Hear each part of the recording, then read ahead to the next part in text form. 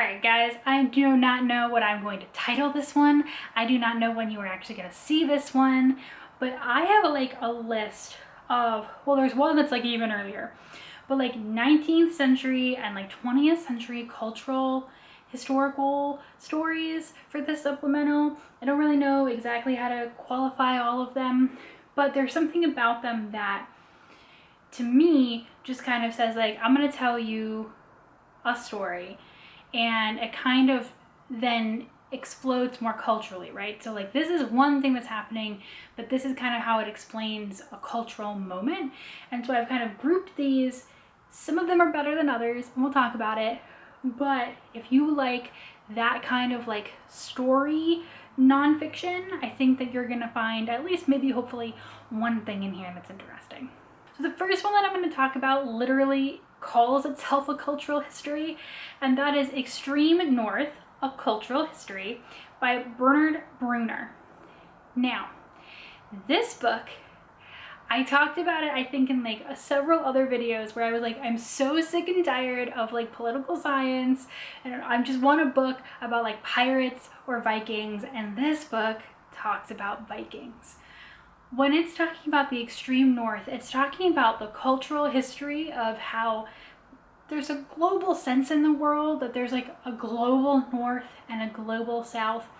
And those kind of ideologies, even though it's a little silly sometimes based on like, it's not geographically based. Some countries that are considered in the global north are actually like on the southern end of the globe. But it's this kind of cultural idea that has permeated the way that we talk about different peoples in our planet for a really, really long time. So yes, it does talk about the Vikings, but in a very interesting way. It's not a book necessarily about the Vikings. It's about how when people started to get historically interested in the Vikings, there's a long history of the world where the global south was kind of like where it was at, right? Who wouldn't want to be in the sun, in the Caribbean, in the warm weather, the beautiful ocean? And the global north, in this case, this was more geographically delineated, was where it was cold, right? The weather was bad, it rained and it snowed and the sun never came out. And this book is kind of talking about how there was a transition, right, that happens where, particularly as, you know, race becomes a thing, this whole idea of like the white northern races, Vikings, revering the Vikings, all that kind of thing. There's a lot of talk about a lot of the ideologies that end up inspiring things like Hitler. It's real interesting and not a take on history that I expected necessarily. I don't know that I fully thought through where this book was going to go, but it ended up just being like far more globally reaching than I thought, like just a book about Vikings. One of the things that I've seen in other reviews of this book are people are very confused that it's very German focused.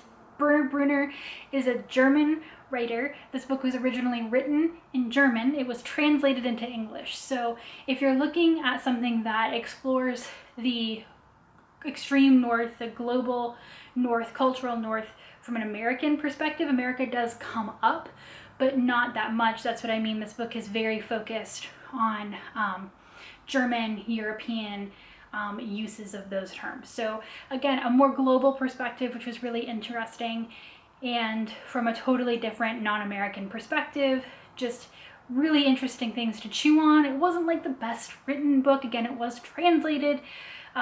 English was never the language it was meant to be read in, which sometimes does factor into these kinds of things. But again, it was an interesting perspective that did give me a lot of things to think about at the very least. So I also read An Assassin in Utopia, The True Story of a 19th Century Sex Cult and a President's Murder by Susan Wells.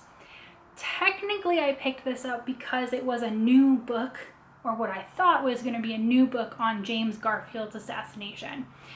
That is the assassin and the president thing mentioned in that title. This took a little bit of a different view at the life of James Garfield's assassin, Charles Guiteau, than I had seen. Basically talking about the Oneida community that he lived in for a while, which was part commune, and as far as the title goes, part sex cult. And I thought that that was going to be a really weird, interesting like angle into this story. Why I bring it up in this video is that I think the book uses, for whatever reason, it thinks that it needs to bait you with the story of Charles Guiteau and how he goes on to murder James Garfield and how that may or may not be related to this sex cult thing. But really, it's more of a cultural moment story about the different types of communes that were appearing in the 19th century at this time. Different ways of people wanting to like either go back to the land, redistribute the land, live outside of what already to them was a far too capitalistic economic system, a government they didn't agree with. And yes, some people just wanted free love in the 19th century.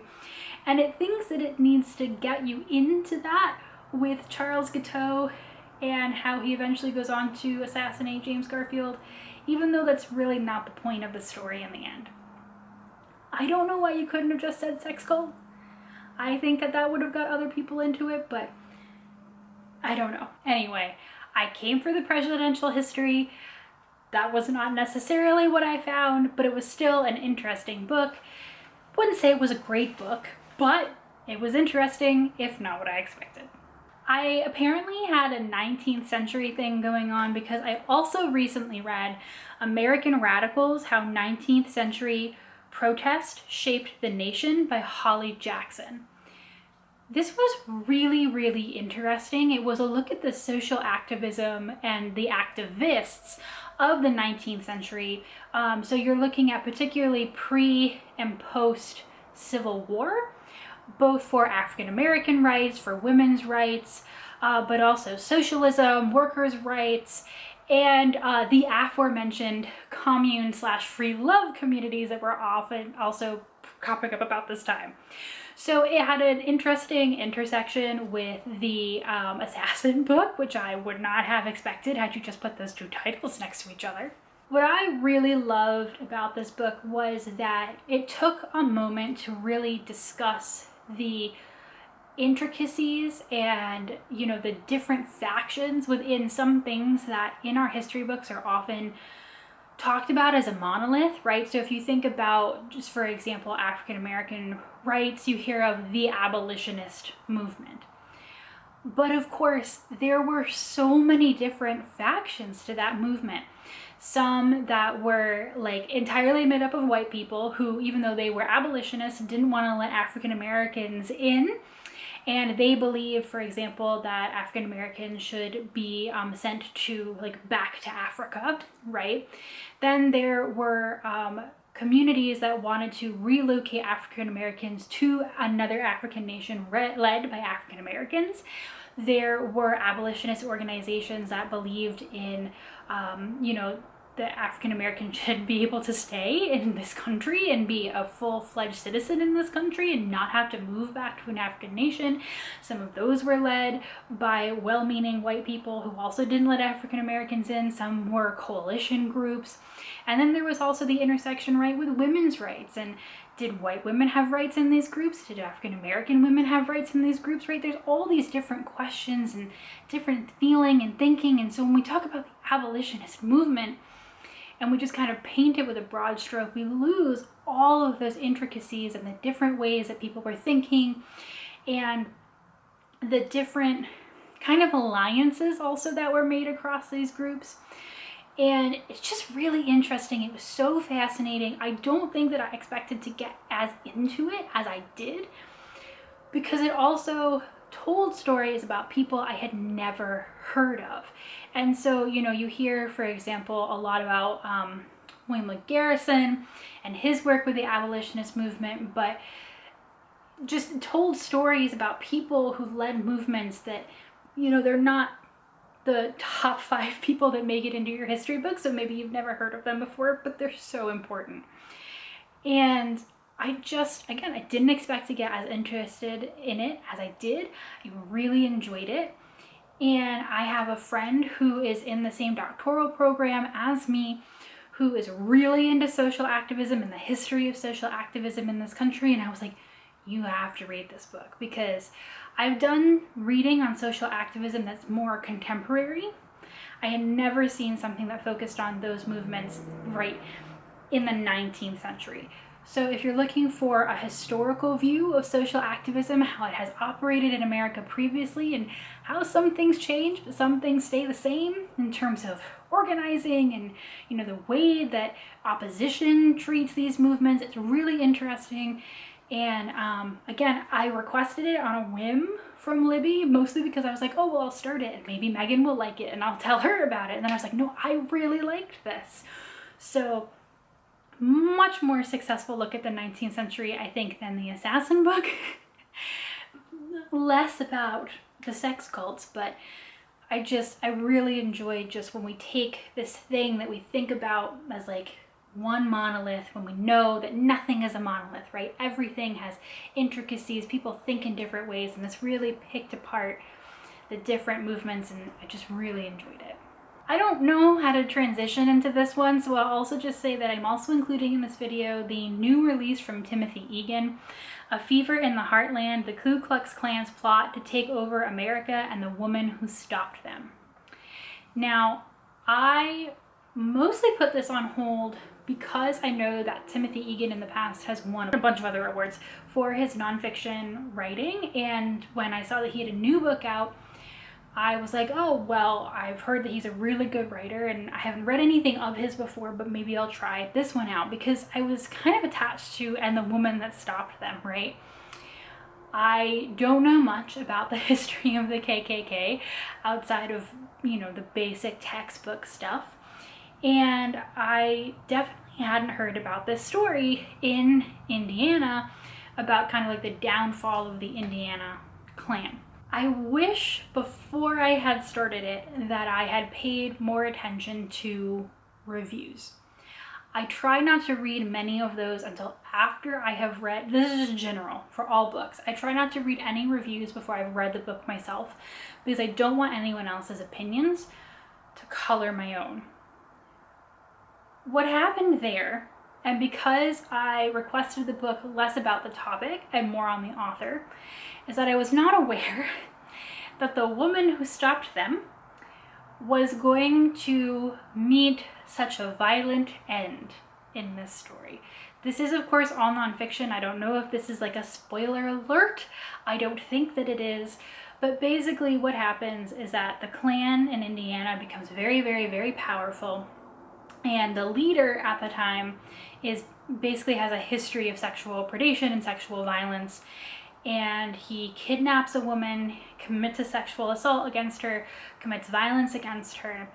And in her desperation to get away from him, she takes pills, poison pills, and dies a very, very slow death from this poison. She is eventually able to make it home. And basically he's convicted on the strength of what is called a dying declaration. So even though by the time of this man's trial, she has died from her wounds and the poison, she has had her dying declaration notarized and been witnessed by many people. And so she tells the court basically from beyond the grave what happened to her, and that's what they convict him on. There's also a lot of really interesting history about the Klan here. And again, if we're talking about like things we consider a monolith that really aren't, it talks a lot about how there were different divisions and like leaders in the KKK and the different ways that they went about their business. None of it particularly good, but different. And how, you know, the fact that there were factions basically meant that when the guy in Indiana started to go down, there were other factions that instead of supporting like the Indiana KKK, they kind of came after it to help take this guy down for like the purposes of power and profit, because at this point the Klan is a huge money-making enterprise for the men who are in charge of it. And so that was all very interesting. Again, it was very well written, basically reads like fiction. But the thing is that with Madge, the woman at the heart of this story, having such a harrowing story, which she eventually tells in her own words, and Egan, you know, narrativizes and talks about, it's just it was a lot. I didn't expect any of that. And I definitely, again, it's not the book's fault. I just should have read more about it and been ready for that. I wasn't. I did not think that she was even gonna die. Like, that was how little I knew about this book going into it. It was very powerful. It was very emotional. It was very fraught and tense. And it's, you know, part history, part courtroom procedural, part like this like harrowing emotional story. Again, so well written, but you have to be in the right mental space for it, which I just don't think that I was. And so I was a little bit just like, whoo, wow, that's really heavy. Yikes. But if you're ready for it, if you're willing to hear that, if you know what you're getting into, it's a wonderfully written book, and I would recommend it on those merits, unless these are just not story elements that you want to read about. So last but not least, we're going to talk about American Midnight, The Great War of Violent Peace and Democracy's Forgotten Crisis by Adam Hochschild. This is a book that I felt like I've been looking for, in the sense that this book covers the period directly after World War I in an incredible amount of detail that I don't think a lot of books take necessarily. And here's what I mean by that. A lot of books that I read, when they're about Woodrow Wilson, right? So they do cover World War I pretty expansively, but by the time the war is over and then he has his stroke, you know, they don't really talk about anything really going on in the culture at that time or in the history. It's like about him, you know, having his stroke and kind of like crawling to the end of his presidency essentially, and then his presidency is over and that's just it, right? If they are about World War I, they normally end when the war is over, right? If they're about World War II, maybe they'll do a little bit of a lead up, but not a lot. I have yet to find a good book on Warren Harding. I have read a good one on Calvin Coolidge, but it was quite dry. And again, that one was a straight biography, so very focused on Coolidge and not on any of the wider cultural or social things going on. But this is a book that talks about how after World War I, specifically, during the war, the Wilson administration made the decision to take away a lot of civil liberties. This is not an uncommon choice during a war. It happens. It's happened, I think, in every one that we've been in some form or fashion. But when the war ends, those exceptions to civil liberties are still being abused. And there are different, political factions, movements that crop up during that time, and there are very powerful people trying to crush some of those movements. For example, early socialism in the country. It just really integrated that, and then how this period was like fitting in on a broader global level. I mean, right, World War I is like the war they thought would end all wars, right? And so there are a lot of countries picking up the pieces and trying to completely maybe, phoenix rise from the ashes, right? Not just, buildings or the men that were lost, but also politically, economically. And this book just did a lot of that while focusing in on some key human players in the middle of all of that morass and tying their stories together.